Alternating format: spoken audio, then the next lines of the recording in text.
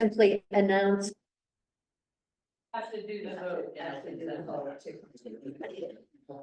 I thought we did that. We did. Yeah, we did let them know that no one is here. No one could attend over this year. It doesn't need to be done in open session. All right, are we in open session? We're now back in open session. We're back in open session because we, all right, Tina, Tina. Yeah. Hearing to Monday, August. July 29th. 29th, July 29th. Yes, Second. Second. all those in favor? Aye. Anyone opposed? Thank you all. Nice work. Tegan, I would just find it really helpful to have some of that information. It was 21 taxes, it was 2012, what you were just reading us, and what he's paying. You want me to email me to ask? Would you like that? Everything you want, and then I'll send you everything. Well, maybe, Yeah, okay. maybe we could respect Craig by not yelling, and just, I'm gonna. You wanna give me a phone first? yes. Not first thing, because I'll be going crazy first thing. It's in my minutes. Is it? Yeah, Okay. I put it in the memo. And I'll just raise it. I can get it. This is the most, I mean, many. Okay, that's good. You see. Yeah. Documents. I was on vacation.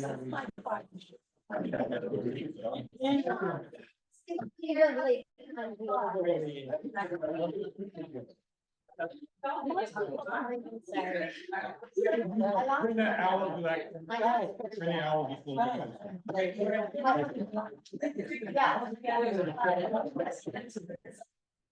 I had a. That's friends. Ask it. Yes.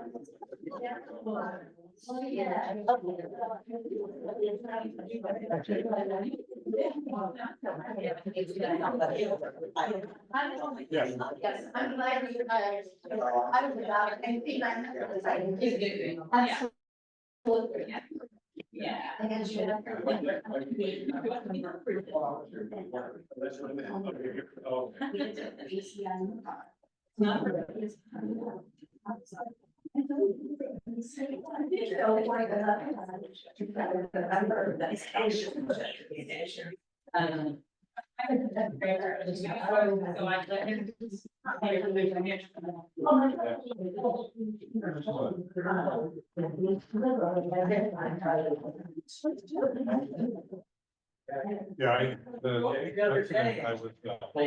not even gonna find it.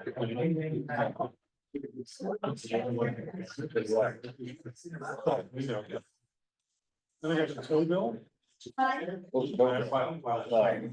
It took 2 records, like 3 hours.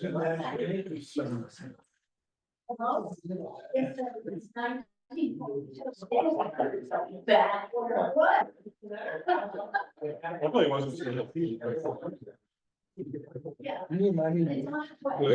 Where I find. Yeah, so it's like a SharePoint, you want me to share it with you again? No. Probably the easiest way. I shouldn't let it get it. An access, right, or that's a whole different thing. Yeah, if you go to Outlook, you can. You go into the. In here. Keep going there, that's like the menu of Microsoft. You go to SharePoint, yes. Come up. Clipboard.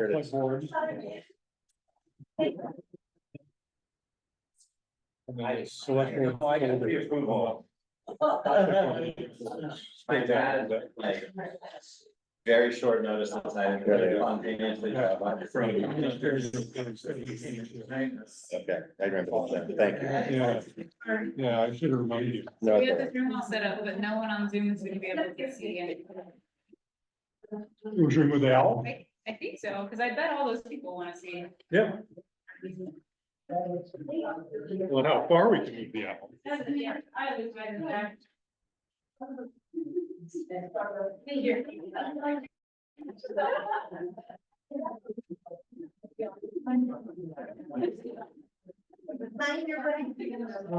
I'm trying to think of one.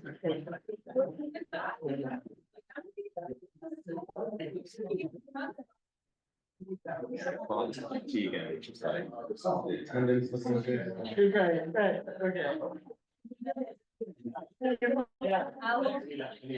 Yeah.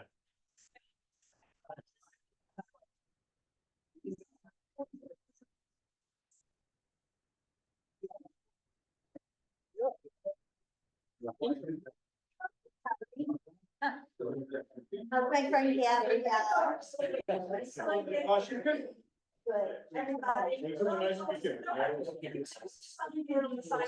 Yeah, please do so. Calling them the board. They don't need to. Well,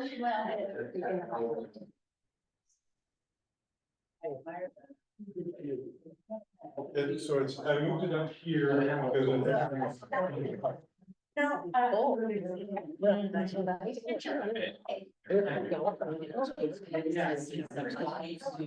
Whispers here. Nick Galvin. Yeah.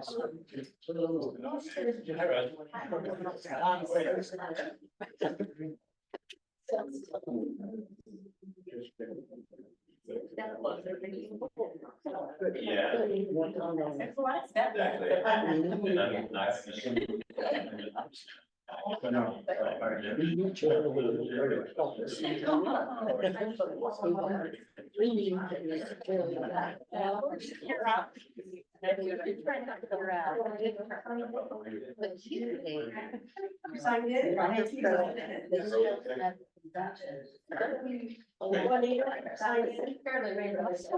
Did you sign in? We have. Yes.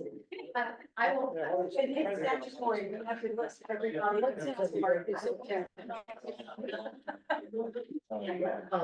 That's great.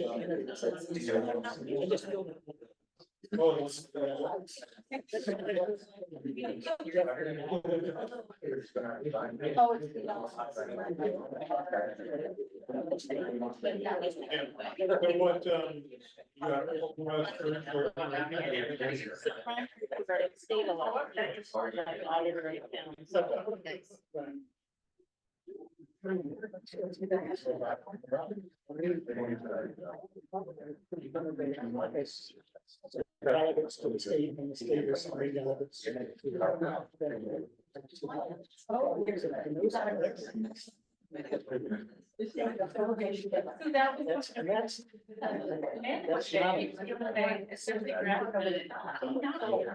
It's not.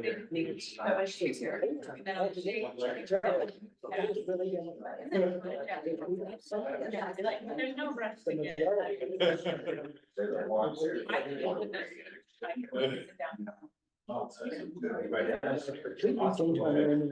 Yeah. 24 hours.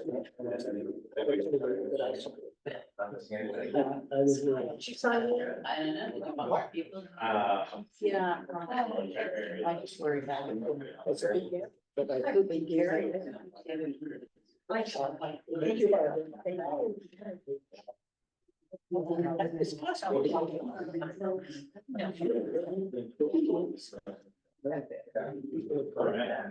So I'm gonna. Call the meeting to order. Yeah, please, thank you. So kind of a special night tonight. We've scheduled a Meet the Candidates segment, which running a little behind, but we'll try to keep to the 30-minute time period that has been allotted. And this is a little bit unique when the select board considered appointments. The select board ran interviews, but this is certainly different. We have two sitting select board members and two individuals who are also running for those seats. So I thought the most appropriate way to handle that would be to provide each candidate the opportunity to make a statement to the public, and then for equal amount of time, just to say who you are and why you're running for the select board. And then, we'll follow that up with, questions from the public. And I'd say, less appropriate for the select board to ask questions. We're not the ones who are making this decision. This is an opportunity for the public to ask their questions. So we'll try to be, pretty deliberate in making sure that, community members get a chance to raise a question and then have each of the candidates respond to that question.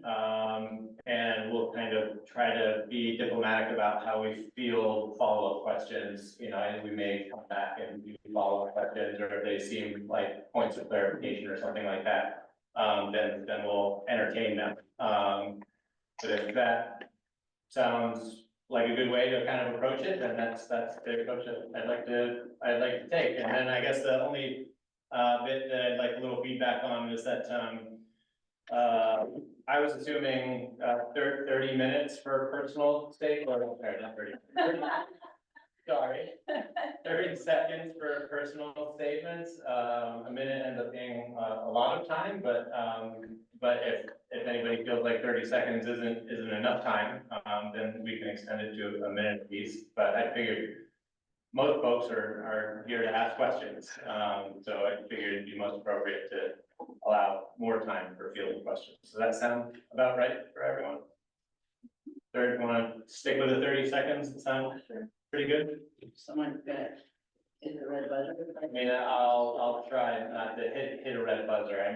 I'll do a little time check. But I'll try to keep it equitable for everyone. With a, yes, Barbara. Before we go too far, much further, I'm wondering if you would be willing to ask iPad 3 to identify himself for the minutes and Stephanie's last name. I can assume which Stephanie it is, but we've got several in town. Sure. So iPad 3, would you mind taking yourself off of mute and saying who you are?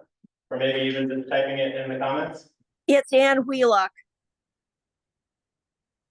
Did you hear me? Yeah, thank you very much.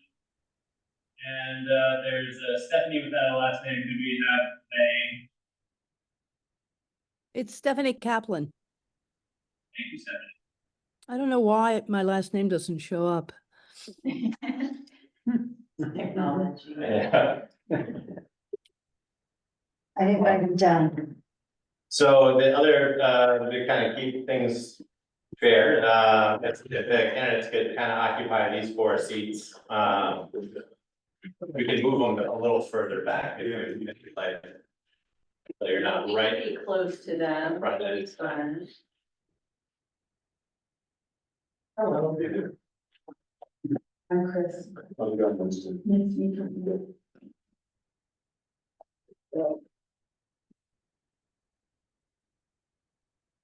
Right. Yeah.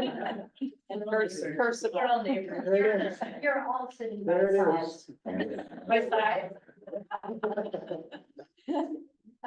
So I won't have much to say other than the time check. So I guess from back here, maybe I'll ask Chrissy if you want to start, and then we'll work our way to the left. Okay, all right. Hi, everybody. My name is Christy Mahali. I have lived in Calais about 10 years. Before that, about 10 years in Montpelier. Before that, a bunch of years in California, Connecticut, New Jersey, and Georgia. I have never felt as at home and as rooted as I do here in Calais. It's a place I really love. I have been somewhat, but not extremely involved in town stuff. So when the opportunity came up, there were vacancies. I raised my hand. I said, I feel like it's time for me to, participate and step up. And so I have been on the board a month. I'm pretty impressed with how hardworking this group is. And I feel like it's a group that works well together. I would like to keep doing it. I just want to say that although I was appointed, I I am in favor of. I feel that it's a positive thing to have an election and be in a democracy. And I feel that people have felt negative when there is only one person per seat on a ballot. It doesn't feel like it's a real vital, democratic thing going on. So, I'm excited for Calais that we have this opportunity. And I promise that I will abide by the results of the election.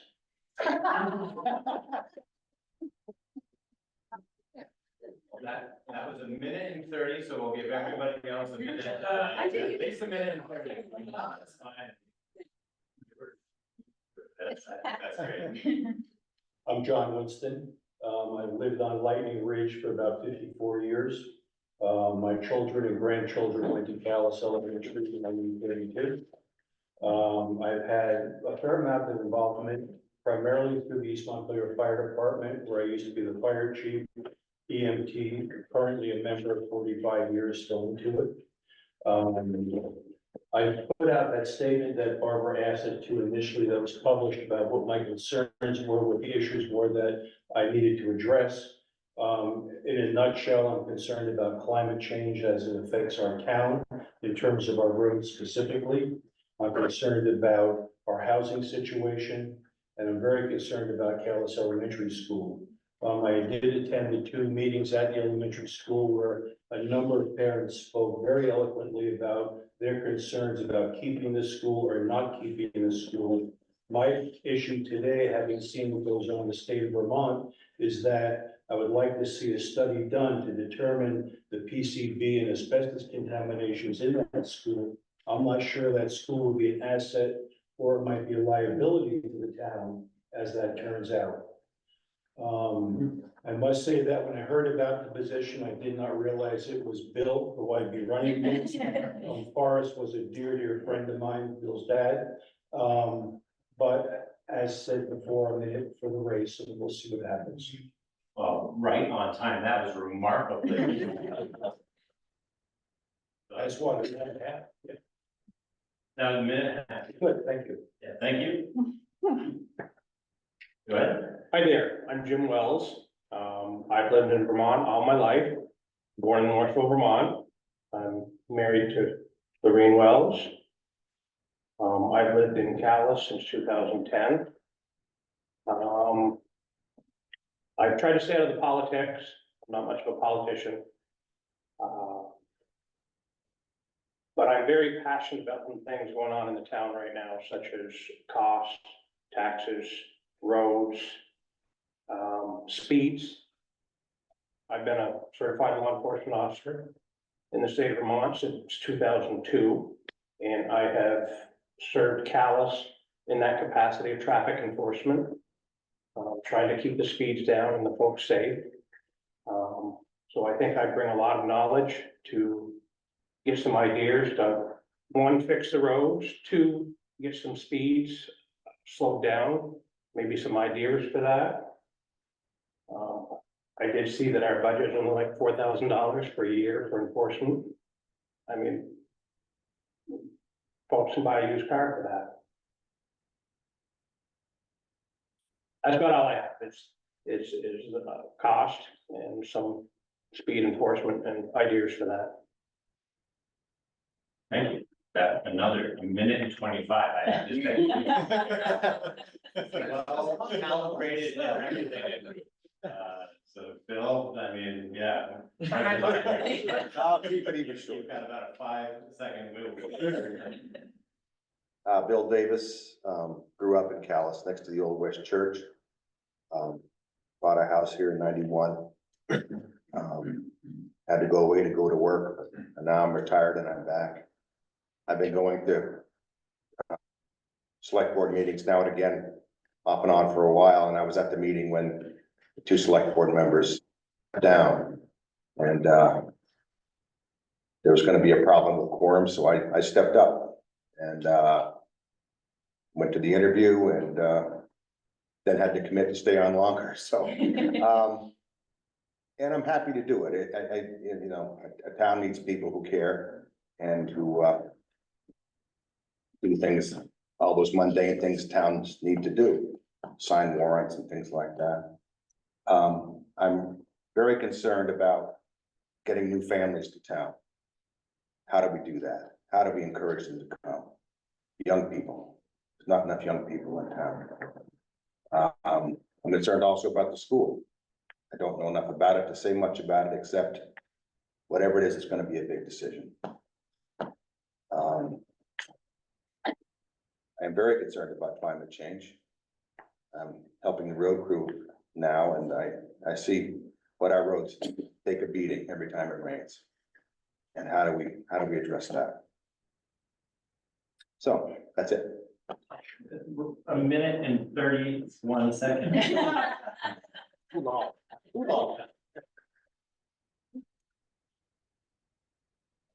Thank you all for those statements. So at this point, if I could maybe just have kind of a show of hands of members of the public who may have a question, just so I can get a sense of how many questions we'd like to kind of field. And maybe do the same.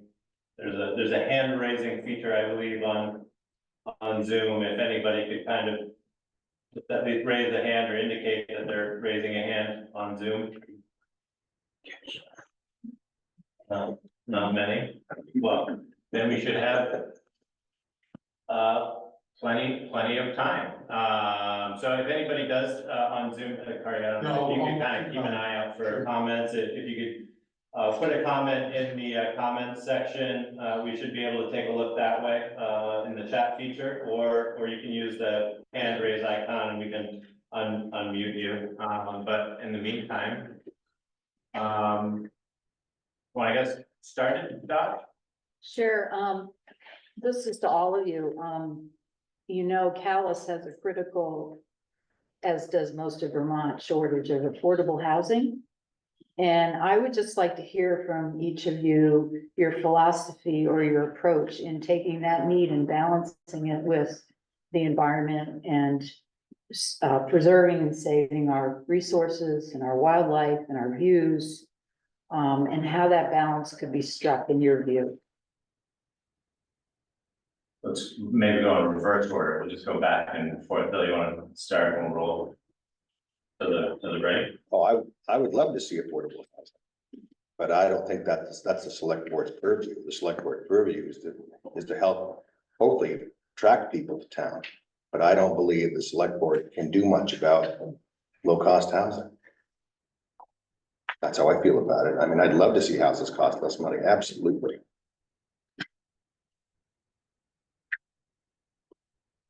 I'm not. I like the idea of low-cost housing. Again, I'm not sure what the select board can do with that. And that's one of the reasons I came to run for the position is the amount of money that's been expended lately, and now we're facing the 14% increase in property tax and a reappraisal. I don't know that affordable housing is even a word we're gonna be able to use in this town.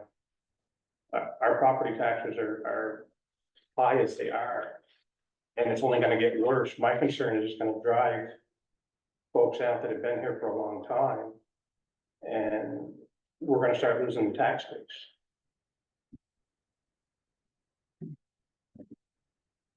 Well, I was in the construction business for about 50 years, and construction costs are out of this world. And what we term affordable is really no longer affordable. The cost to build new per square foot is not approachable by most young families these days. So without some kind of subsidy position, which again, these folks have said is not really a select board issue, and without some very clever grant writing, and to work with landowners who would be willing to step up to these programs, the only thing I see is the turnover of homes owned by older folks into younger folks. But if you look at the cost of the housing in Calais today, even the older homes, even some that are not great repair, are astronomical. And I don't see younger families with children, even with two incomes, being able to afford to come into that situation. Everyone agrees it's a big deal, it's a big problem. got your initial question about how to balance trying to provide affordable housing with the need to conserve the environment that everyone values and that we hope will attract people who want to come live here as well. I do think the select board does have some things it can do. I think that the planning commission is in the midst of a plan, and I know that housing is gonna be an element of that. And the select board will be talking to the planning commission about their work as they move forward. I also think the select board could, be leaders in, trying to seek out some of the things that you talked about, John, the grants and the subsidies. And, an example of, a project in Calais recently was the East Calais store, which had 3 units of affordable housing, which was a huge amount of work, as many people know, and that, took a lot of grant writing and used a lot of money from federal and state and private sources. And the HCB was involved in that, and it's currently being managed by John Q. So there's pieces of it that needs to come in, not only a private property owner deciding to affordable housing. But there may be some more options like that, maybe in Adamant, maybe in Maple Corner, where there are places where a property owner is willing to go through that whole process and find the lots of money that do exist, because people in Vermont do want more affordable housing. And we just have to make sure it's cited appropriately to, not cause traffic or other problems, and that it's, and then we find the money for it and make it permanent. Thank you. Did you, please state your name for, roads that capture who's asking questions, like? Yeah, Leslie Matthews. And my question is something that the select board definitely has purview over. And I'm wondering if each of you would, say whether you would consider revising the class 4 road policy in town to allow for at least some maintenance of class 4 roads that are serving as significant through routes with significant amounts of public travel, and or to ensure access to emergency services for residents of those roads. And, maybe with some consideration like population density or an estimate of the amount of traffic on the road as a criterion for providing for some maintenance on those roads. John, you want to start? Sure. Thank you. Class 4 roads have been problematic for the fire department for years. Trying to respond to emergencies with large fire trucks and ambulances is very hard. This past winter, Lightning Ridge probably had 4 or 5 mud seasons. And I say that's because of climate change. I've lived on Lightning Ridge for a long time. I think that the highway funds that we have are inadequate. And this is not a reflection on the highway department, because God bless them, they do a tremendous job. But they don't have the gravel, they don't have the personnel, and they don't have the equipment to maintain the 80 miles of dirt roads we have today. Your point is well taken. A lot of people have moved on class 4 roads, expecting to have services that the town or emergency services provide. I'm concerned about the cost. I don't know where that money would come from to maintain those roads in addition to maintaining what we have today. James? I agree with that. If it's a town road, it should be maintained to some level for the basic necessities in life. With that said, our road budget is poor. I didn't mention it. I drive truck full time now, and I have extensive experience in equipment. If it's got a motor, a blade, a track, I can pretty much run it. our roads need major revamping. A crown in the road. I don't know if most people know what a crown in the road is. Ditching. We talk about climate change. I agree with that, but with climate change, we've also got a large canopy over some of our roads, which causes a lot of shade and a lot of frost. I think the town needs to trim back some of the trees, some of the canopy, which is in the right of way. It is a town right of way. I know it upsets folks here in cutting the trees, but it is. A lot of the roads, I think class 3 road is 3 rods and a rod is 16 feet. That's a lot of right of way. And just clearing some of that could help, along with some gravel and maintenance. We had a decent amount of ARPA funds that have been spent for other things. And my view on that is they should have gone into the infrastructure of the town to serve the residents. That's all I have. Thank you. Bill? Well, you may not like my answer, but, you know, people buy on class 4 roads because it's cheaper. I mean, let's face it, because there wasn't much of a road there. The town does provide some maintenance on the roads. I've seen them do it. Now and again, they do pass through there and do things. Should it be more? Yeah, it'd be nice if it was. But there's just not the money to do it. We find the money. We find the money, I'm for it. You know, I'd like to see class 4 roads open more than they are. Because right now, they're so narrow, they're so tight. It really isn't safe to live on them, as far as I'm concerned. You can't get a fire truck up there, you know? That's all I'm gonna say. So, Christie? Yeah, the question was, would the select board be open to, looking at doing more for class 4 roads? And, I would be open to listening to what the facts are and what the arguments are on both sides. With any issue like that, the question is gonna be, what's it cost and what are people willing to pay? And, you know, the cost of infrastructure, everyone's got some road issues that they're gonna complain about. But yeah, I think because of the safety issue, that's something that I would wanna hear more about. Thank you. Yeah, Scott? Ready for another round? Yeah, I think so. So I was assuming that we would just add about 10 minutes at a time, and frankly, I'm comfortable with the rest of the agenda. We'll just kind of keep going while we've got some good questions. So Scott, if you want to throw out the next one?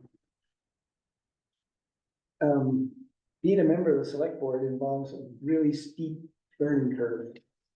There's a ton of stuff. I was on the select board 15 years and there's still lots that I didn't know about. What's your plan to advance that learning curve for yourself as a member of the select board? James, I'll start with you. We'll just kind of rotate who we're starting with. If that works for you. Okay. Thank you. That's a great question. I think every individual brings something to the table, in life experience, personal experience. And with that said, hopefully keeping an open mind, looking for the other folks, is going to broaden your horizon, just like going to school. You know, the teachers are there to teach, and there are folks that are going to be on the board or even citizens that are going to know more than you, and we have to be open-minded and listening to folks. We have to be transparent in everything we do. We have to communicate with the public. And if we don't know the answer, we look you in the eye and tell you we don't know the answer, but we do our best to find the answer that you're looking for. That is the correct answer. Not tell you something that you need to hear.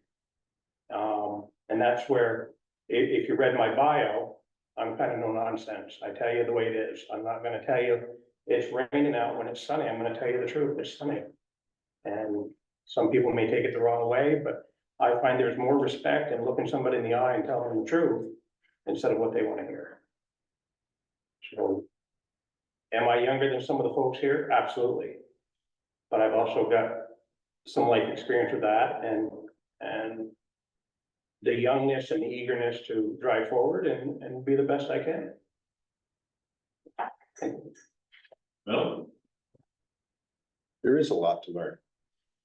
And right in the middle of it right now, you know, because I've been to some select board meetings over the years, but there's a lot that goes on in the background that people don't know about, you know? And, so I'm learning. really? I'm with Bill, I'm learning, my plan, is to do a lot of reading, to do outside reading, to read the stuff that the Vermont League of Cities and Towns puts out, and to bother Kari with questions that I don't want to ask stupid questions in open session and to ask ahead of time. Tegan as well is an amazing source of information, and I know that there are other folks around town who have some of the background that I don't have. So I've been asking questions and reading a lot. Well, I've been on a number of boards and I've worked in, both U-32 and the Career Center in Barry. And of course, the fire department. I've retired 3 times. I guess I'm the older person here, not the youngest person here. But currently I only work 3 days a week at the Good Samaritan Haven Homeless Shelter on the Barry Montpelier Road, which gives me a lot of time. And I think that will be an asset that I can really put myself into it. Barbara was a name not mentioned as someone as a resource. So I will tap into people I know. I will tap into people who had been on the select board prior, tap into existing select board members, and just try to immerse myself into the politic of it and the socialness of it. Thank you. Oh, follow-up question. Yeah, it is a follow-up question. You're all great, and it would be good if we could have all of you, but there are only 2 positions at the moment, but in the future, there will be positions coming up. Would you commit to continuing your interest in joining the select board and running, being nominated, whatever the process becomes in the future? I thought that was gonna happen today. Yeah, Wish we could get you all. yeah. Yeah. I would be interested. But free for all, I Yeah, yeah. Yes, Yeah, absolutely, I'd be interested. I ran for the shorter term. The reality of it is, I'm not gonna change a lot, but hopefully working toward the next budget to help out. I would prefer a fresh start at it, so you're going to the ground level and working up to be a part of it through the whole thing, not coming in midstream, but yeah. Thank you. Go ahead. So Calais is not a big place. It's clear we've got multi-generations and, you know, going to school, kids, grandkids, teachers. You don't have to go very far to run into someone that you know. It's highly possible that there could be issues that come up where you're on one side of the table and you have a connection either through family or friendship, work, someone on the other side of the table. Potential conflict of interest. How do you deal with it? I would think you'd recuse yourself if it was that dynamic.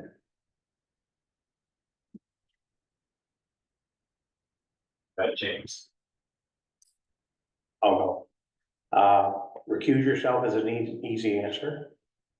I don't know if that's the correct answer.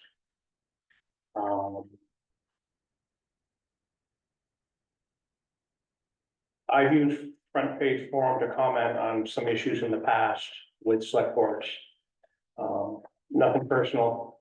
It's just some of the select board folks were on other committees where money was being voted in, granted, whatever you want to call it. And to me, I found that as a huge conflict of interest.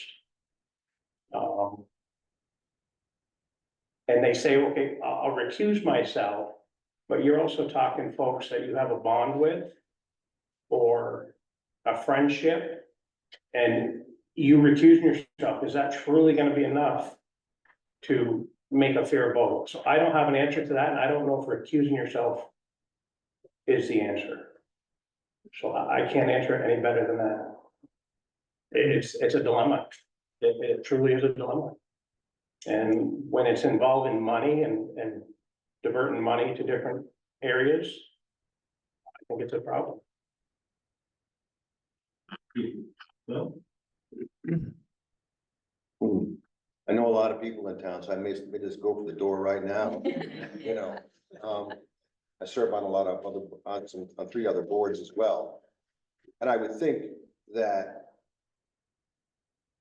people in town trust that I have a head on my shoulders, and I think if I thought there was a problem, I would recuse myself, but I would also say to the board and whoever was there that, hey, I may have an issue with this. Let's keep going and see how it goes. I think the select board ought to take conflict of interest really seriously. However, I also think that most people on the select board are gonna know someone involved in any issue that comes up. And just knowing someone or being a neighbor of someone is not enough to make it a conflict of interest. Conflict of interest is money is involved, as was mentioned earlier, and that it's someone real close to you, a family relationship or something like that. So I don't think that a select board member can say, oh, I know this person, and so I don't have to rule on it one way or the other. The select board's job is to make difficult decisions, and even when people they know are involved in them, as long as they're being very clear about if they do have a conflict of interest, or if they have a monetary thing going on, they need to disclose that, and they need to take appropriate action if they believe that they can't make a fair decision based on what the conflict is. So, I just want to do one more check to make sure there aren't any, questions, coming in from Zoom, potentially. It doesn't look like there are. And we're about at the 30-minute mark. Were there any lingering questions, or would any of the candidates like to make any closing remarks? We'll do the closing remarks at 30 seconds and test you guys again.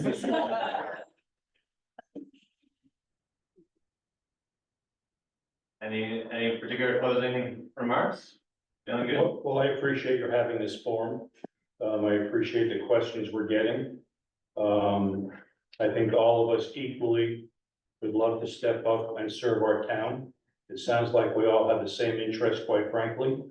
It sounds like expanding the select board is a good idea. I mean, it's hard for me, you know, I've known Bill, I knew his dad quite well, and I didn't realize I was running against him, to be honest with you. But it's politics, I guess. Yeah. Small town. What happens? Well, I'd like to thank everybody who's come out to participate and to listen. It's a big crowd on Zoom, probably our largest for this sitting administration. So, you know, this is an important process, and I do appreciate the thoughtful questions. And I appreciate all the candidates for taking the time and thought to express their views relative to those questions. And before I guess we close out this segment, since we are talking about elections, maybe Barbara or Tegan, would you be comfortable making a comment just to refresh everybody's memories on how the election process is scheduled to roll out? So ballots are available for pickup at this point, and You want to take it from there? Sure, early voting has already started. Anyone can call or email me to have ballots mailed to them. Anyone can come pick up their ballots for either election, or you can come vote in the town office at any time. After about the end of July, we'll stop mailing out ballots just because the timing of getting them out and back is iffy. So if you want ballots mailed and you want to mail them back, make sure you collect them before the end of the month. And then the election itself will be August 13th, right here in this room. That's a Tuesday from 7 a.m. to 7 p.m. And we will be here to help you vote. Thank you. Thank you, everyone. Thanks, appreciate it. Thank you.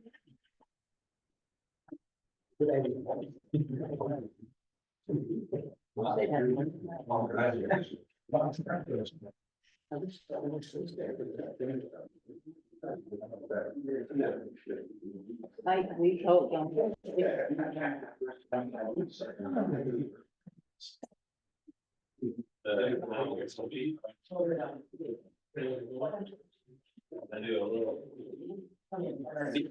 technology shuffle here. Wow, it's really warm. Is it?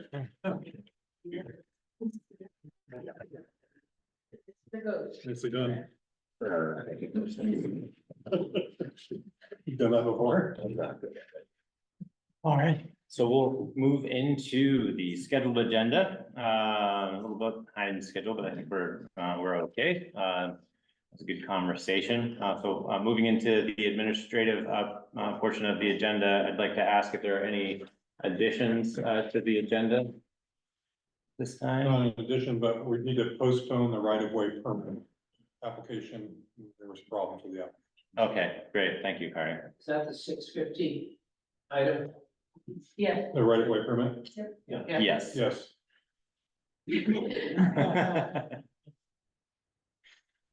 Very good.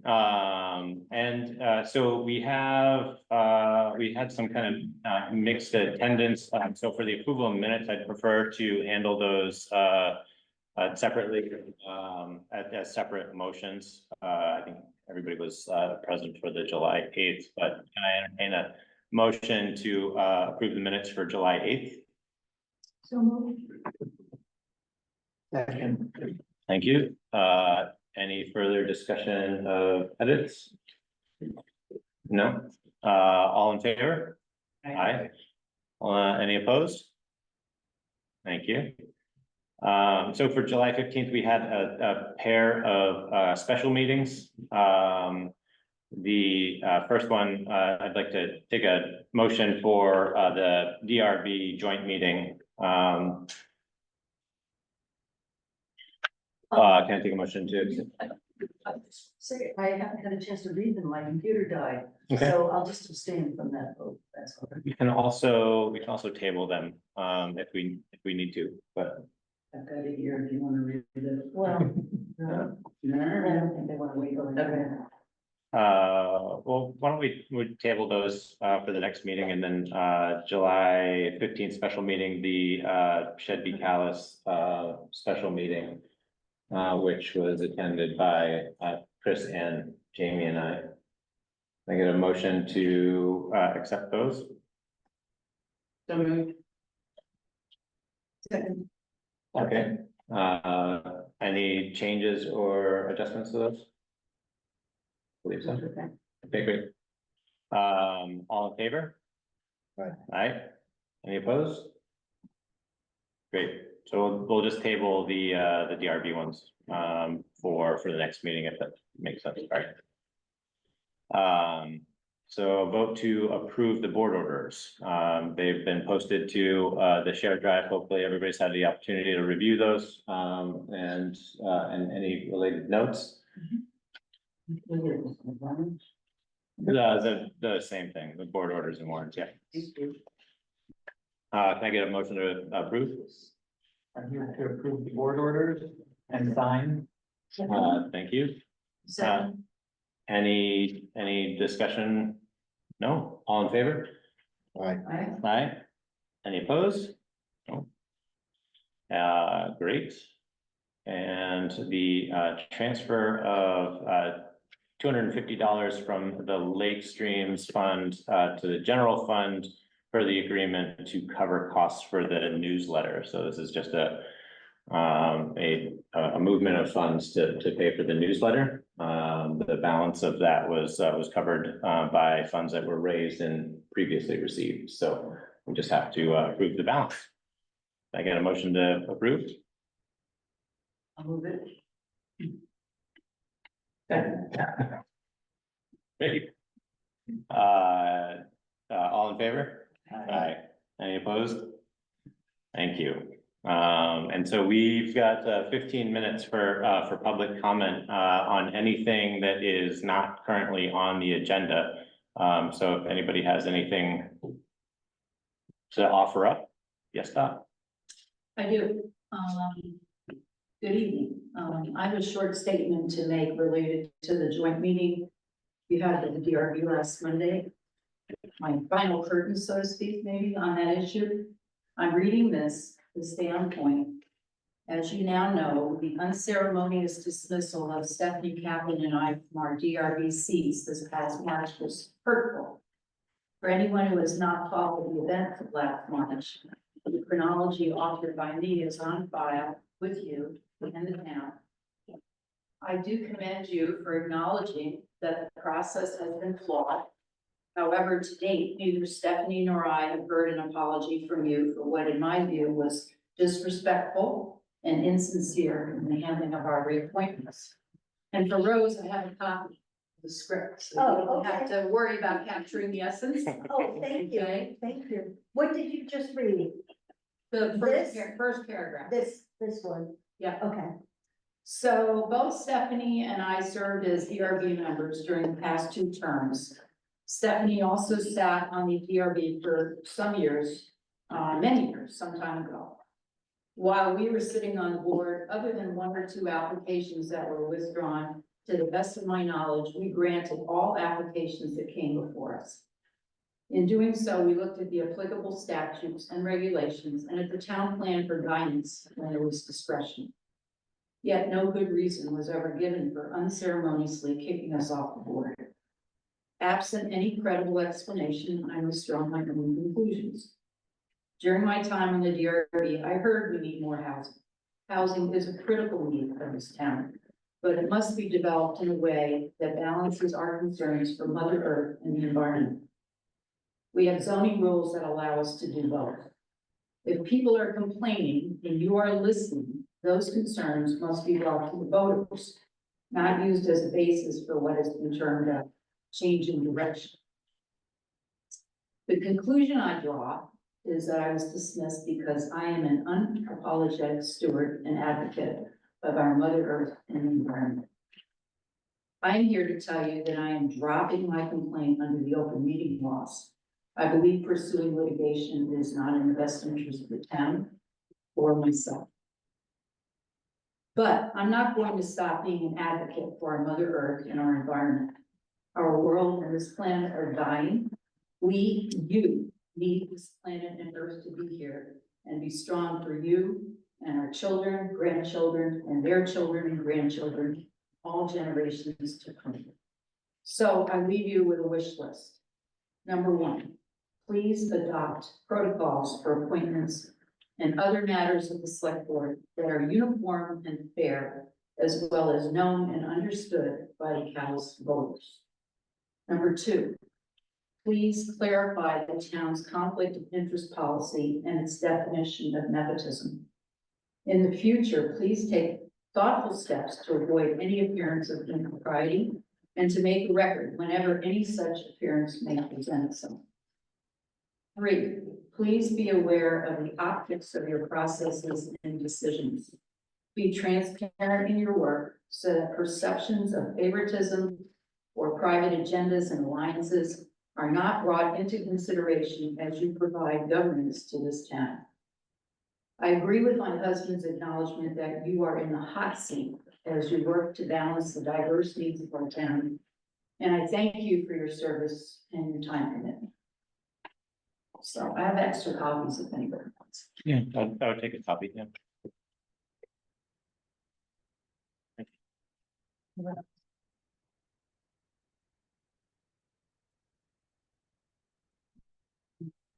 Does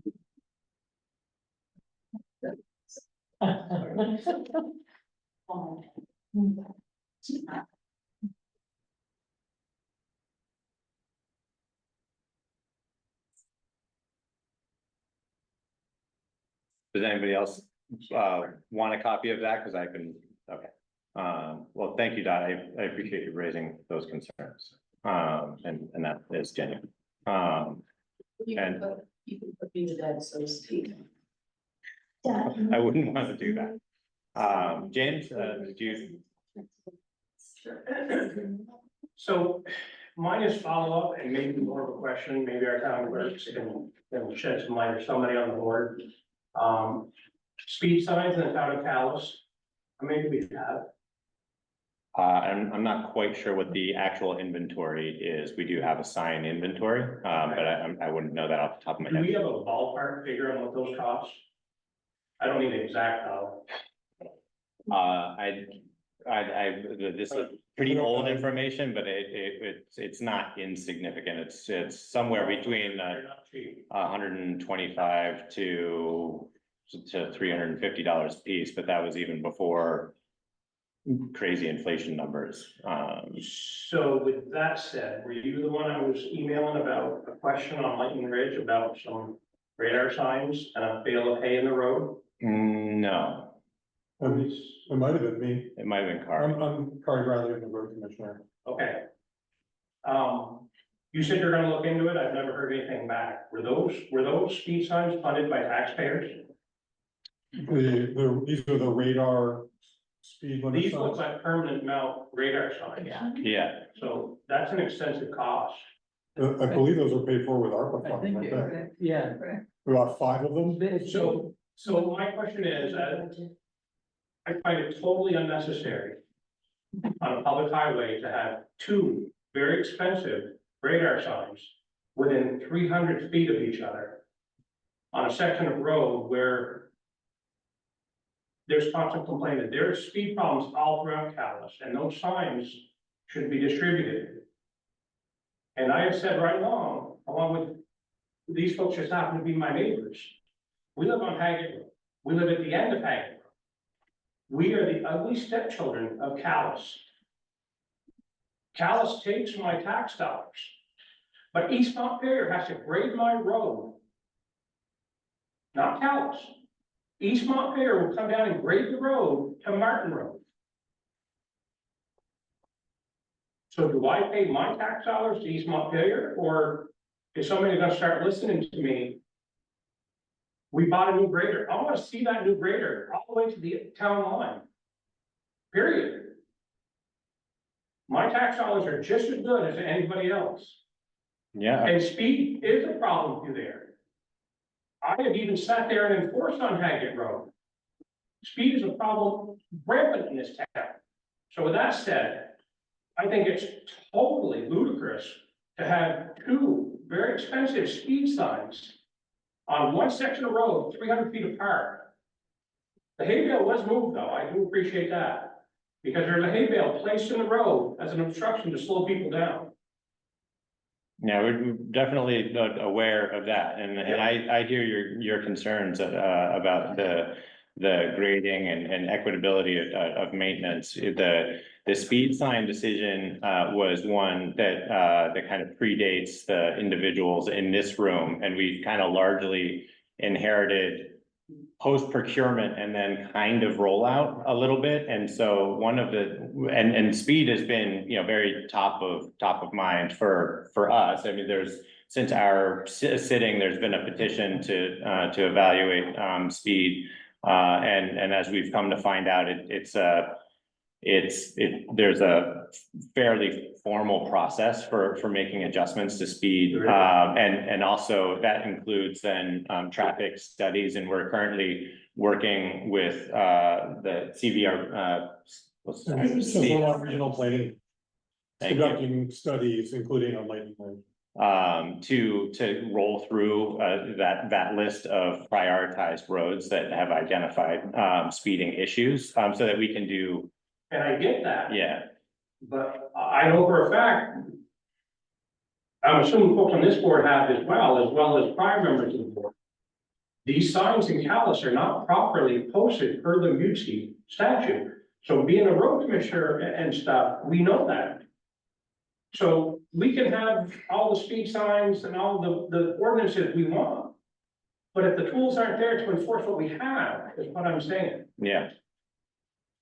So we'll put that to bed. So my next question is, how do we move one of those speed signs from that 300 foot? That should be placed somewhere else. That's an excellent question. Originally, when I remember attending some of the meetings when they were originally talking about, how to buy them, with what, funding and with what design. And originally, it was intended for those to be movable, like portable around town as long. And I think there was an error. They're not as movable as they originally were. And so we didn't end up, I don't think, installing all of the signs that were procured. We only. I'm not sure about that. Oh, maybe not. Anyway, rather than making guesses at it, but so originally they were supposed to be movable because they could be used for facilitating some of those traffic studies that need to be done and evaluated to make modifications to and recommendations for speed changes. But at the very least, they can also be used for targeted enforcement. You brought up an interesting point about the limited budget that we have for having sheriffs in town and doing enforcement. And so part of what we've been weighing is, one, how do we balance the increasing hourly rate from the sheriff's department, and then making sure that we can apply their time very strategically relative to traffic patterns and specifically problematic traffic patterns, because a lot of it is habitual. So we're just trying to kind of work through that process. I'd recommend probably having a conversation with Kari, and then maybe we form a smaller group as we start to get some of this data in, because we need to have some pretty creative conversations about how we do And it. even though I'm not a member of the board, with my experience and background, I'd be more than happy to work with you folks. Yeah, absolutely. With what we need for Mutsi. They have to be a certain height from the bottom of the roadway to the bottom of the sign. These are all things that when we go to traffic court to enforce. Yeah. The town gets a percentage of that local speed ordinance.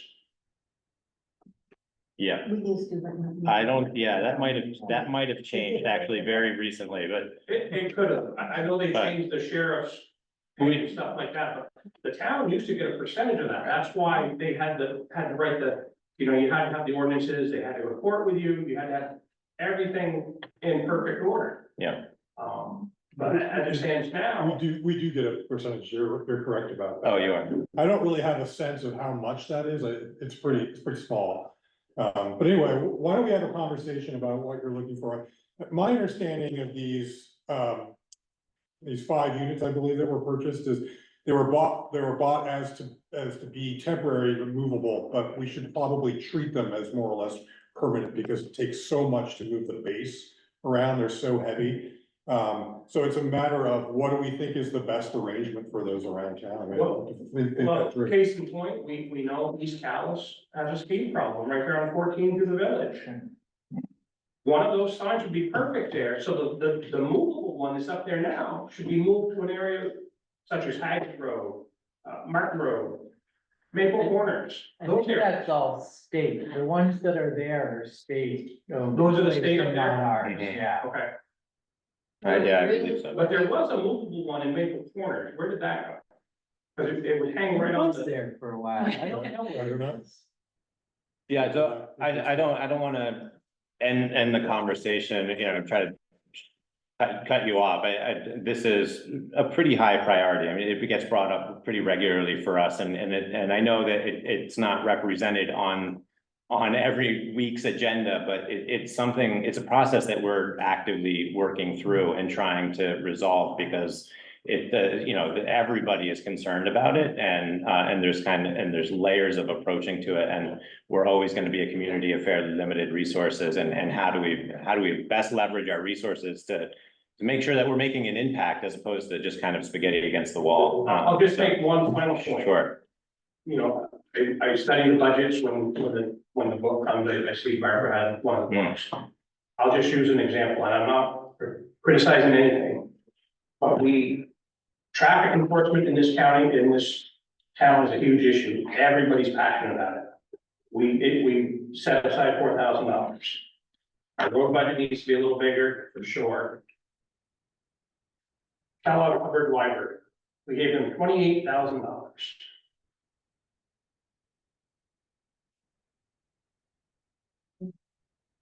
It's an important conversation, and those are budget items, that get voted in by the town, by the community on town meeting day. Nobody sets the budget.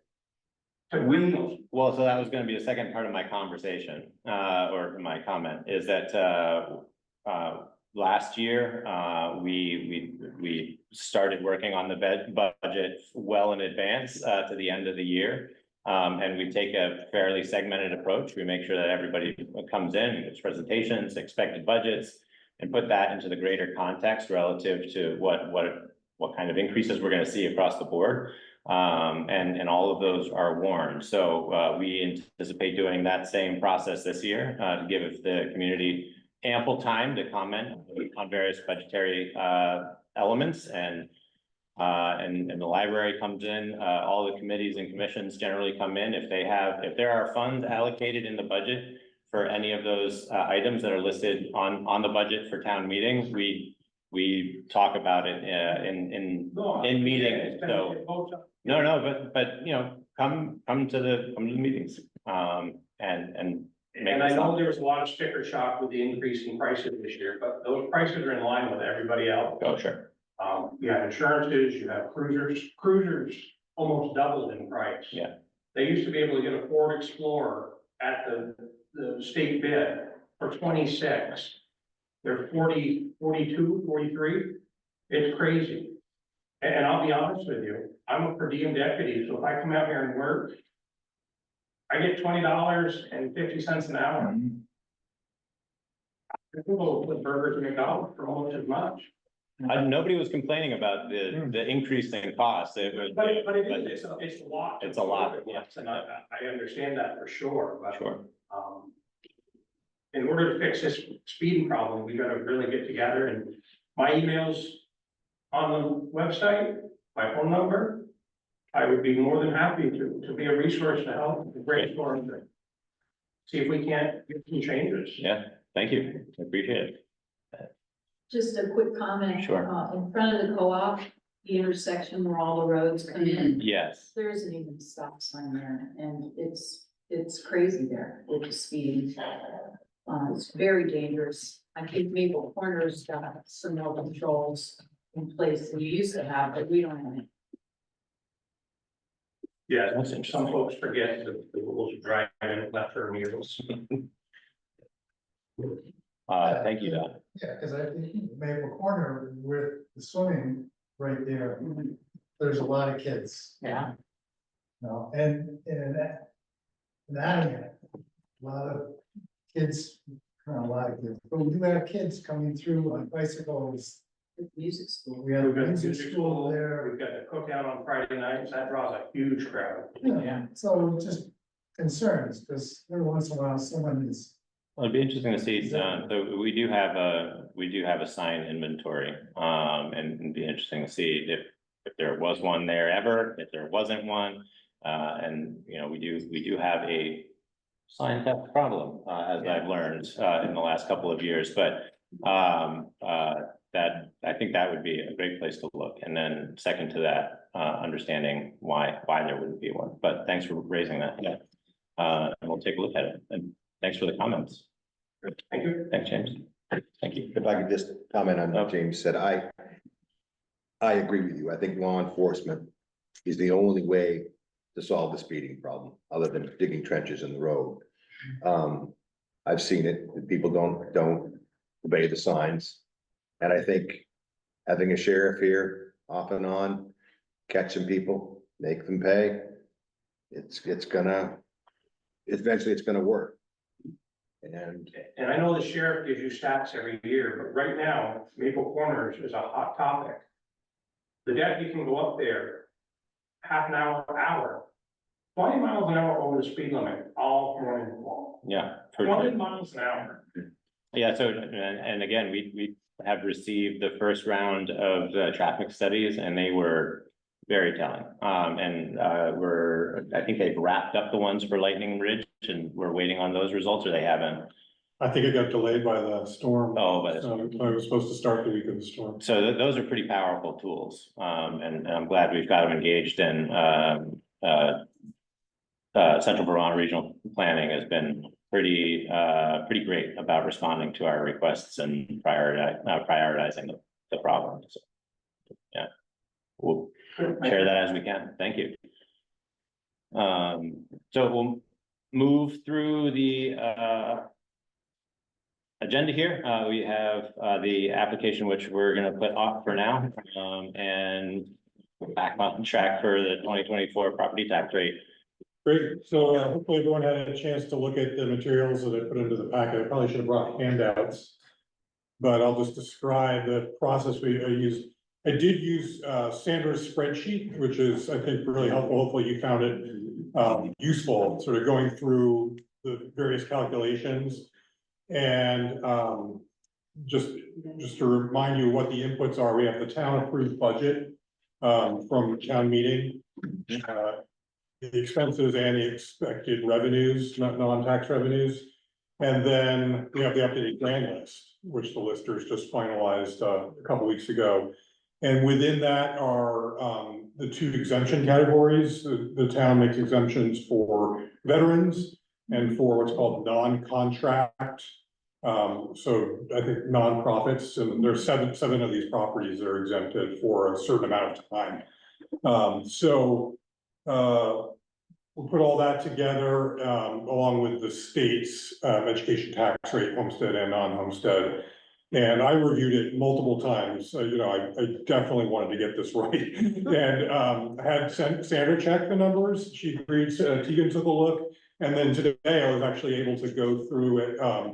Our accounting software, Nemrick, has a module where I can input the numbers as well. So all that tied. So I'm at this point feeling pretty confident about things, but love to hear or only to summarize that. So the recommended town rate is 0.8653, and that ends up being a 7.3% increase that over last year's.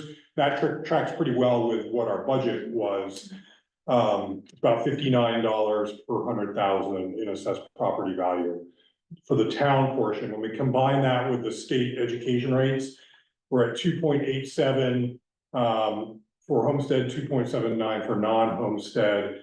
And it was pleased to see that the increase was below 8%. So that indicates that the school board did a good job of bringing the rate down, and the legislature did some work in terms of producing a yield bill that wasn't as painful as that 14% that was being referred to. That was the spending increase, I think, the statewide average. So there we are. So what questions do you have?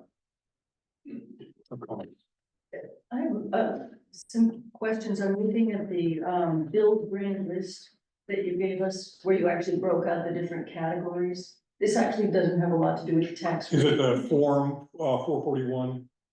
No, it looks like that.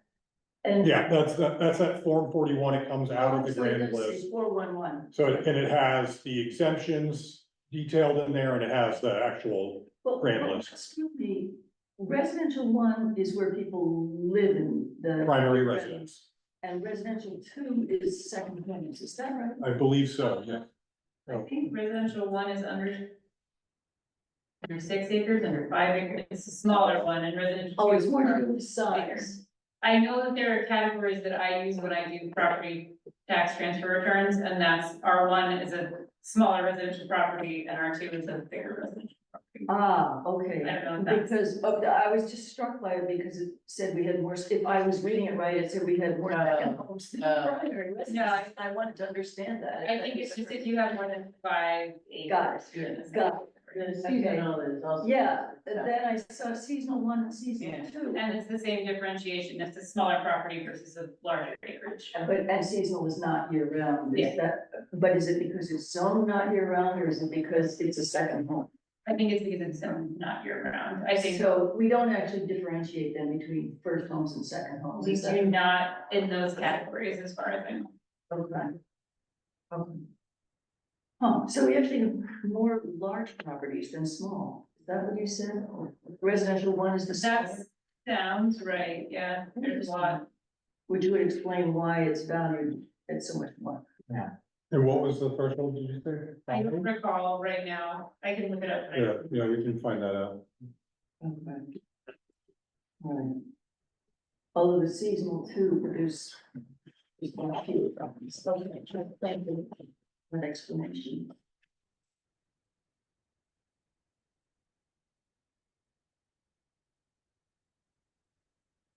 Are there any other questions? So. I mean, given the way the calculation needs to be done, there's not much leeway, am I correct? Like, we have to do this. Yeah, it's statutorily, well, I mean, we probably can't change it, that's the way to get to it, Yeah, Yeah, if I they don't were- see what real leeway you have. You notice that I was rounding up. Yeah. That's somewhere you could push back. I noticed that the Nemrick module came up with a slightly lower, like 1,000 lower, because it wasn't rounding in the same way that I was with my spreadsheet. But that's only a few $100s. It's really minimal. Yeah. Okay. Vegan? This is more of an exercise of checking my work, I think. Yeah, okay. 6 acres is the over under for both sets of properties. For both seasonal and, thank you. Just on that same list, there's 116 miscellaneous properties. That's a John McCullough question, I don't know. what those are. Just surprising that it would be that many that don't. fit. There's lots of very rare parcels when you start digging in. Not only that, there's a category called other, Right. which doesn't have anything in common. Yeah, I'm curious whether or not the miscellaneous is maybe agricultural or current use programs. I think agricultural is different. It's all farm Oh, there is farm. and the woodland. Yeah. Do you want me to see if I can get a hold of John to answer your question?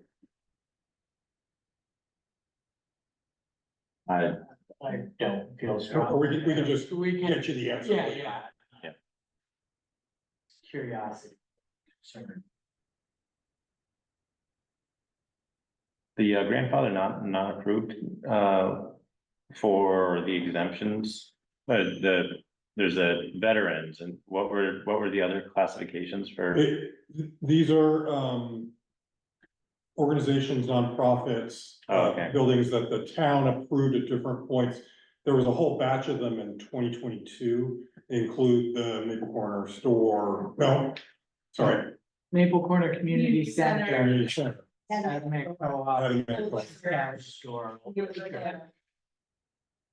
Memorial. The town approves them every 5 years, the town meeting.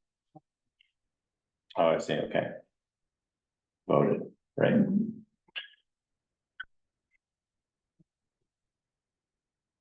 Well, so Cardi, you have, just anecdotally, I think, it's always challenging to hear, what the increase, is going to be, but, do you have a sense of what other, communities in our region are looking at? Has there been any sharing of how those numbers are shaking out? I haven't heard that. Hmm. There's clearly some towns that are much higher, and there's towns within our district, the school district, that are higher because of the CLA. Hmm. But I really don't have a good sense. So the rate that we're approving, this evening is is there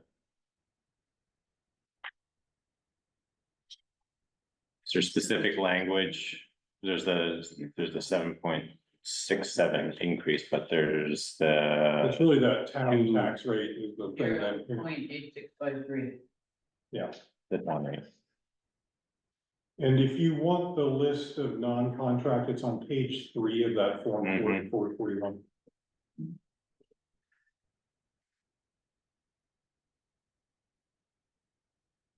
I move that we approve the tax rate as recommended by our town treasurer. I'll second. Any further discussion? Just thank you very much, Carrie, for all of this documentation and, yeah, I mean, this is terrific. We didn't get this last year. Oh, you did, okay, okay, Glad to well, know what I'm doing here. good, good. Yeah. Greatly appreciated. All in favor? Aye. Any opposed? None? All right, thank you, Kari. And flood and roads update. So I'll start with a big appreciation to our crew. They got right on it, pretty rapid response. At this point, we reopened Collar Hill fully today, and the only road that's actually closed is Elmsley. If you've taken a look, Yeah. that's gonna need some work. But it's a low traffic road for sure. What about the culvert on Bliss Pond? You replaced it already? Oh. good. Yeah. So many of our roads need grading, some of them need more material, there's plenty of work to do that, we're working in earnest on that. We are documenting things as though this will be FEMA reimbursable, we were chatting before. We may know as soon as this week whether this will be a qualifying FEMA event. Okay. It looks to me from the numbers like it certainly be. Because it's just not, the thresholds are not that high compared to the damage out there. And if that's the case, if we do end up being FEMA qualified, we may want to rent some equipment to speed up the process because the ditching that needs to happen and some of the, applications of material would go faster if we had some more equipment. And it would be good to get through this cleanup quickly because we have a full plate of projects, including the grant and aid road work up by your house, for example. We got a good start on that, but so. Relative to that, Cart, is there?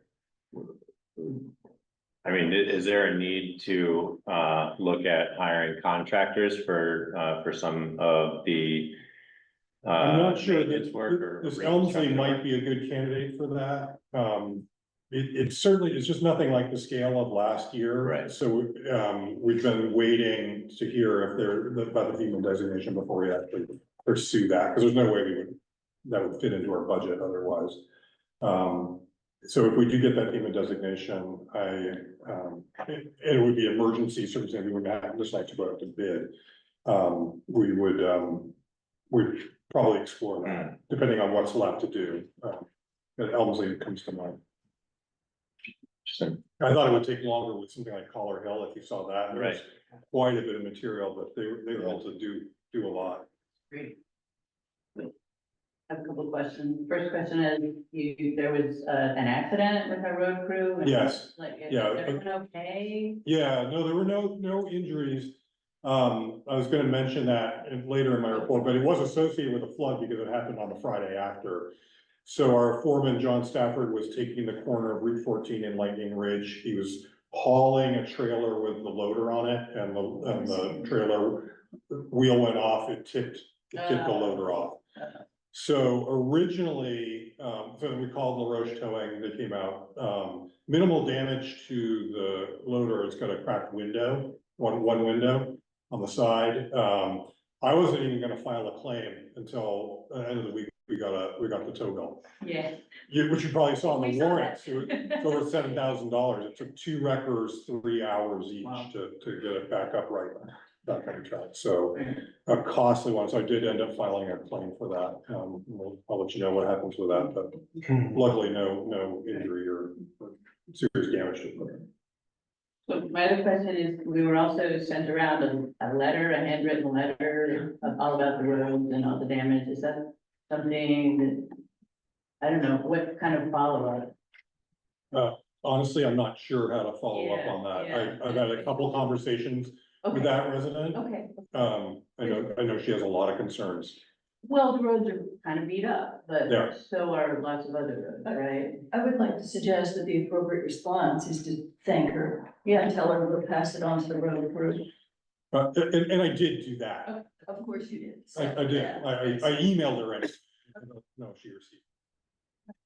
Yeah, yeah, the fact that it's handwritten does make one wonder if she was. I know she emails because I've had email exchanges. with her.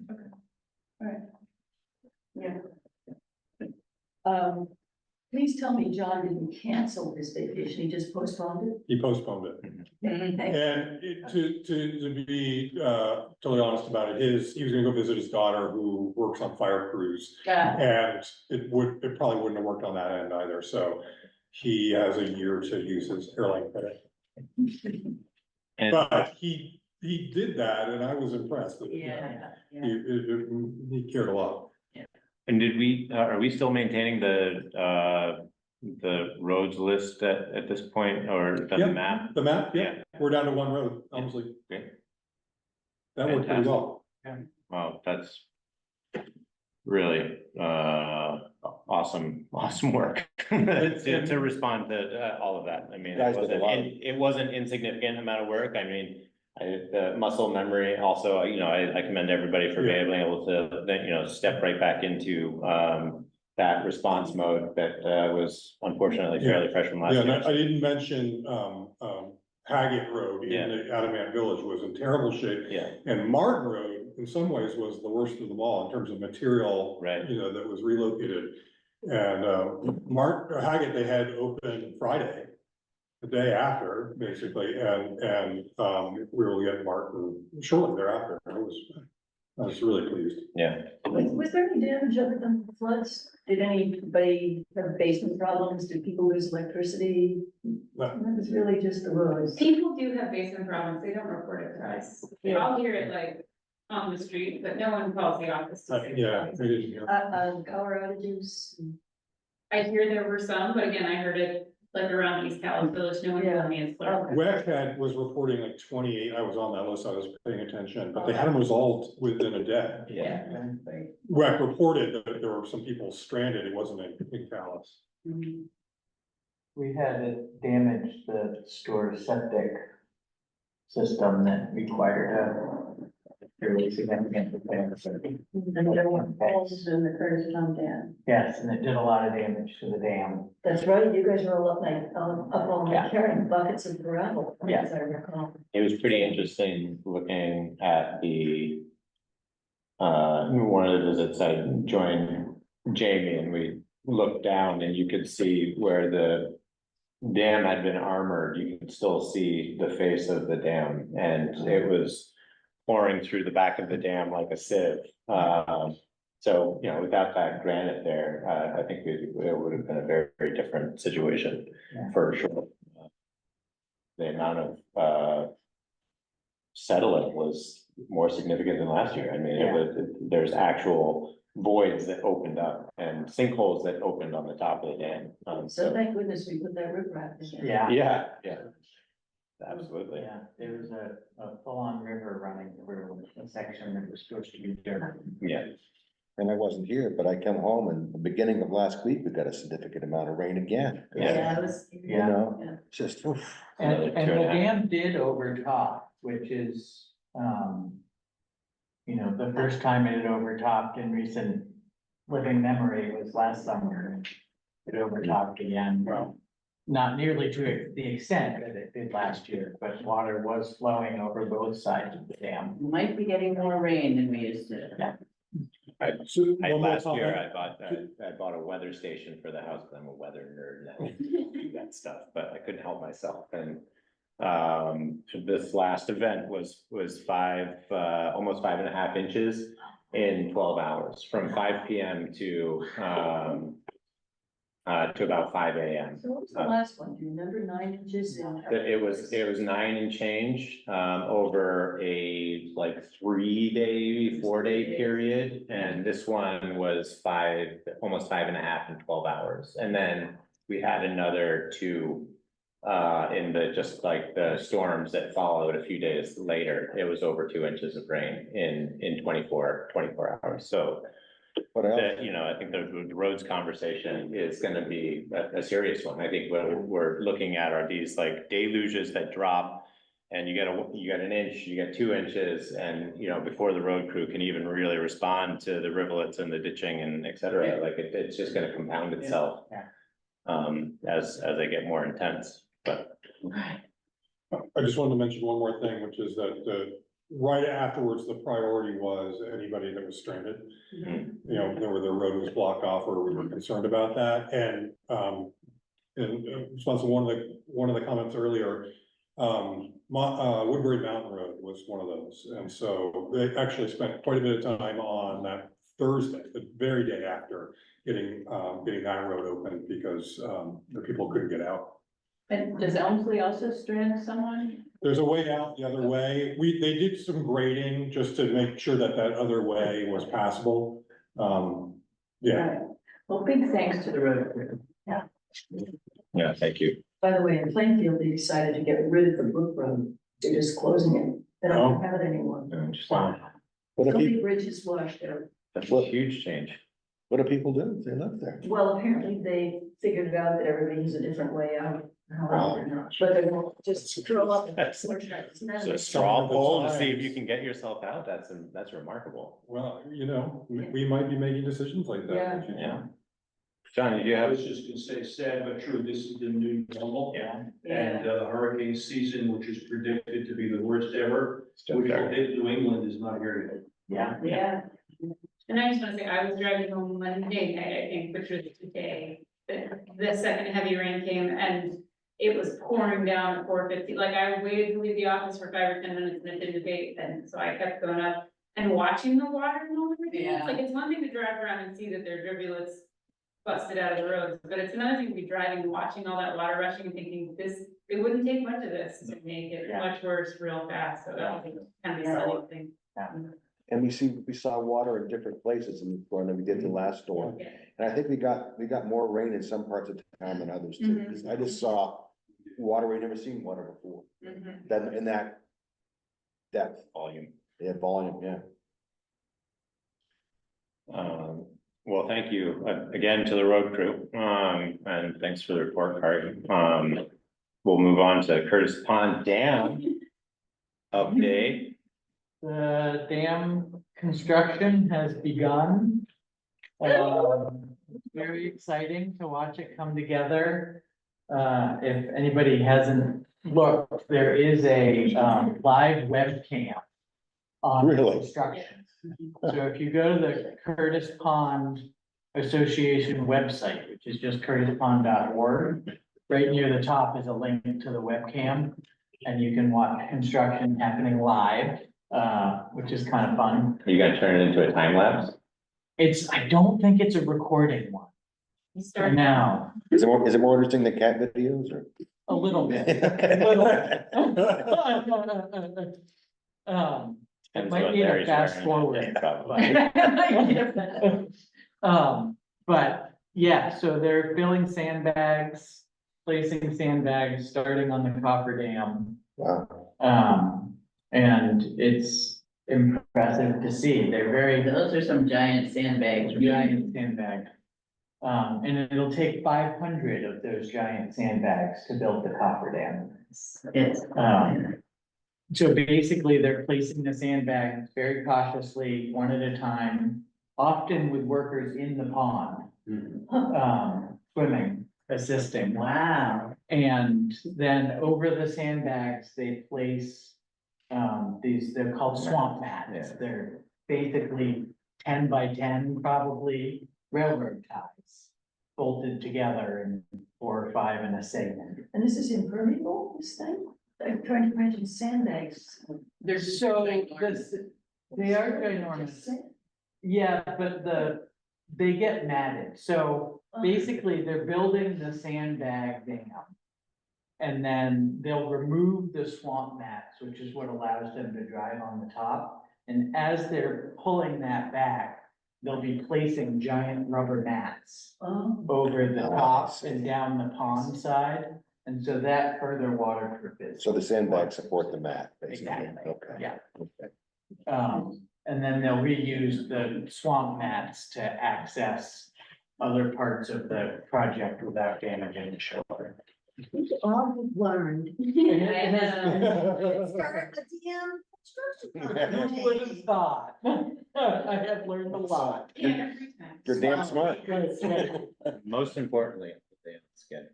They pretty close. They got in the water almost a week later than originally. Because they had another project in Barry. This was pre-flood. Yeah, that's pretty impressive. That was damaged. I was super concerned that the flood was gonna further delay them, because Larry does a ton of bridge and dam work, you know, especially in the greater Barry area. But he really prioritized us. He said he got lots and lots of phone calls and said, sorry, I'm committed. And he's had his team out there, rain and shine, ever since, working away. A lot of slack, does he? I mean, he has to finish by a certain date. Right, yeah, Or I don't know. yeah, I think it's October 15th, is the state deadline for being out of the water, although they may go a little later with the work on shore, clean work. I have had expressed to me concerns that the damage done to the dam in this flood, and since the last flood, may make it really challenging, to remove the riprap. And there's just concern about what they're gonna find.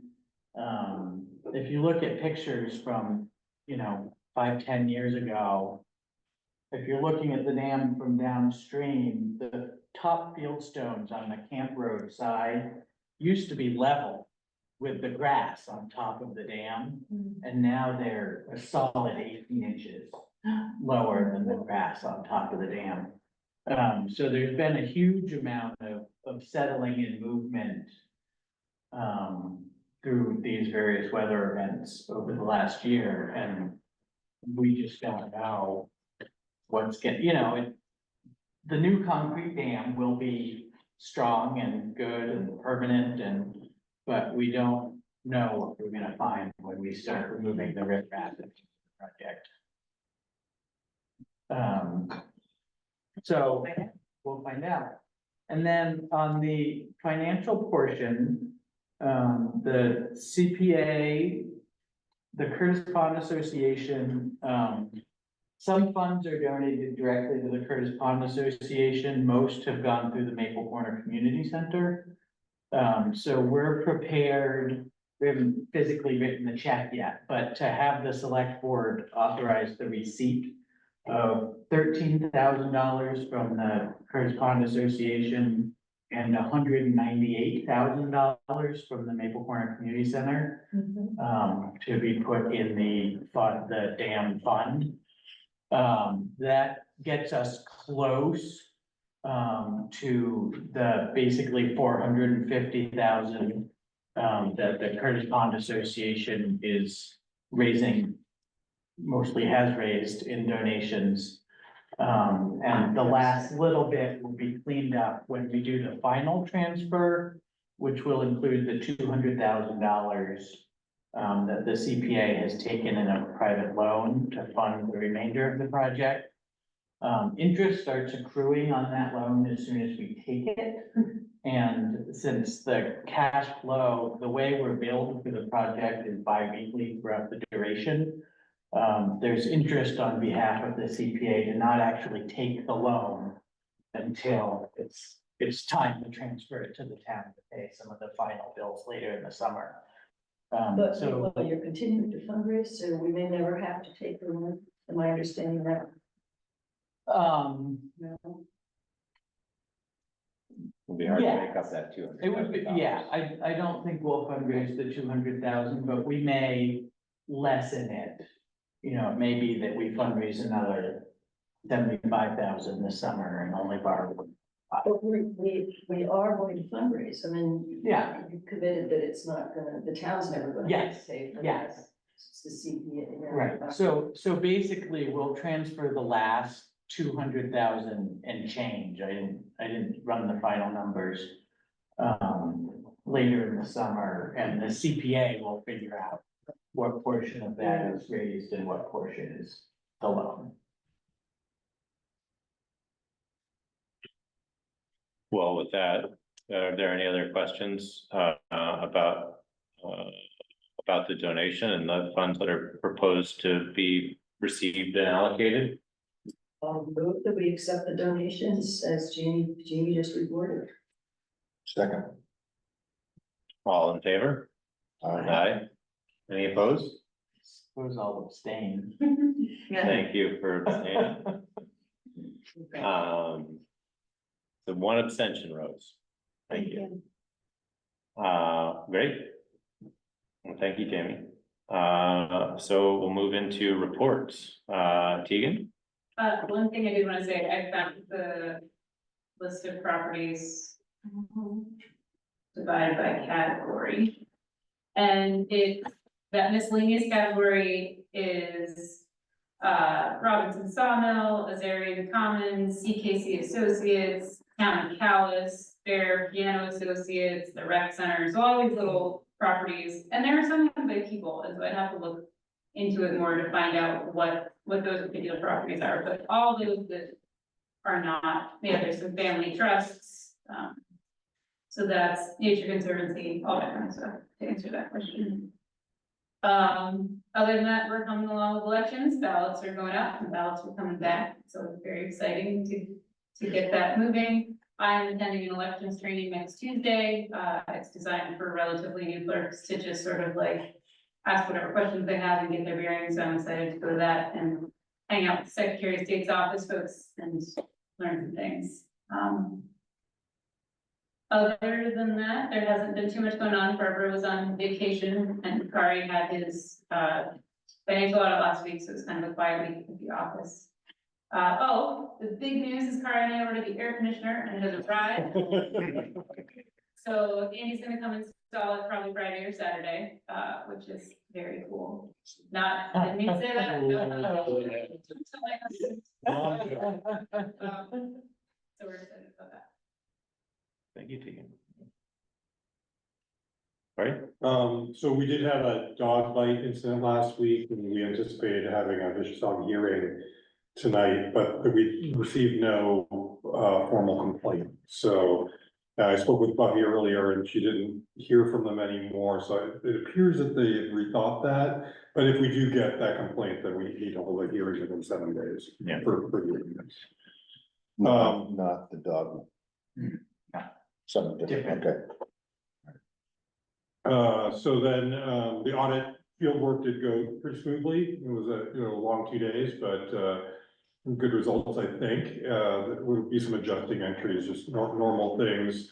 But I was really pleased. Sullivan and Powers is our audit firm, and they were just very knowledgeable and diligent, and they use the word "we" a lot, but they were all part of the team, and so that's good. And I learned a lot. I learned a lot about the grants that we have going, and it also forced me to just consolidate all the information that we have about our debt.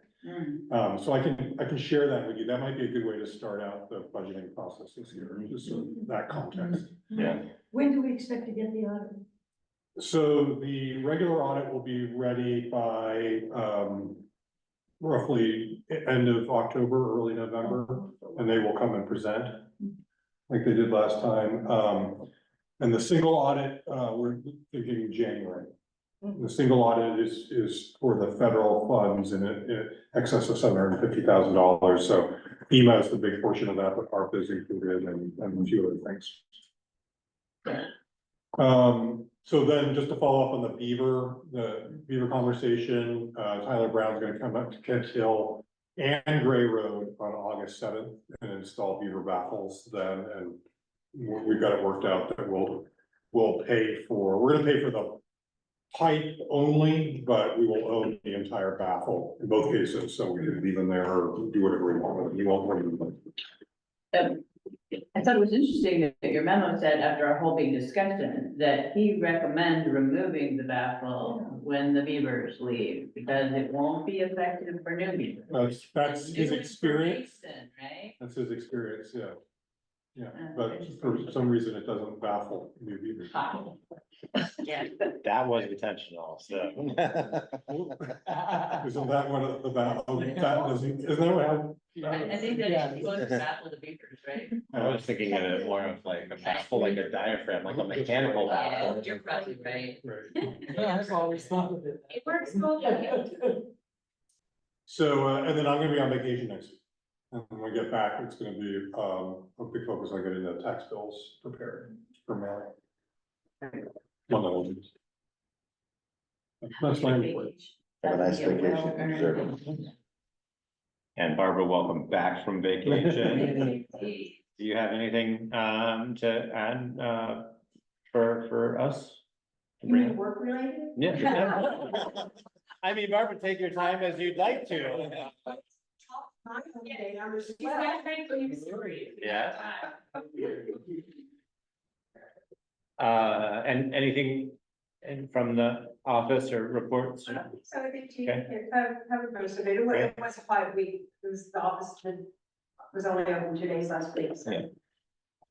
Welcome back. Thank you. thank you very much. Did you go somewhere? Pardon, did you go somewhere? My family from Virginia was here for 10 days. Nice. So the next item is the Chevy Calais, and there isn't anything really to report there at this time. So in the special meeting, we did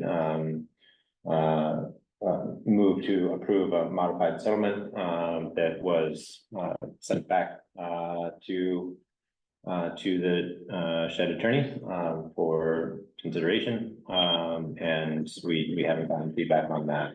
It's gonna be a multi-step process if it is accepted. So right now there isn't much to report on that. So, yeah. Go ahead. I have another bit of information which you may already know, is the state statute change. So we received a VLCT update, and it said, oh, the use animal statute has changed. And in fact, it has animals at large, which gives the city a little more, the towns a little more power. So we can maybe look at that. Yeah, we should look at that bit. When that legislation was going through in committee, there had been some feedback relative to this particular situation and our ordinance currently, the most recently adopted ordinance. And my understanding was that that much of what the statute accommodates has been written into our existing ordinance, but it would be worth taking a look at to make sure there aren't any conflicts. Well, VLCT said they would be producing a new model ordinance. We'll want to look at it. Yeah, definitely. Are you reading the summary? You're reading the statute? No, I did not study it, but it does expressly give the town, authority to enforce for humane, for the welfare of the animals, so it's maybe worth looking at. Yeah, there are a number of other situations, animals running at large, more broadly across the state, that kind of created a confluence of consideration, which is, yeah, largely would inform that. I think there's a number of towns that were struggling with it. Yeah. Isn't there a new animal welfare officer state position being created too? I believe so, yeah. They're increasing the dog fees and that money is going to the salary so much. At the state. What will the animal welfare officer do? I imagine, think about things I like. think help with these really Yeah. complicated situations. Be resource. You know, if they're concerned about abuse or something, or that person has to go on site. I think we were a good example of Yeah. towns being overwhelmed by I most recently heard of a water buffalo issue, that was fairly current, and so. Did you say water Water buffalo? buffalo, yeah, might have been Grand Isle, I think, yeah, I think it's fairly fresh. It's like a couple of weeks, old. So I think the livestock situation is evolving, for a lot of towns, faster than many towns can kind of respond, but, anyway. Glad we don't have water buffalo issue at this point. What's that?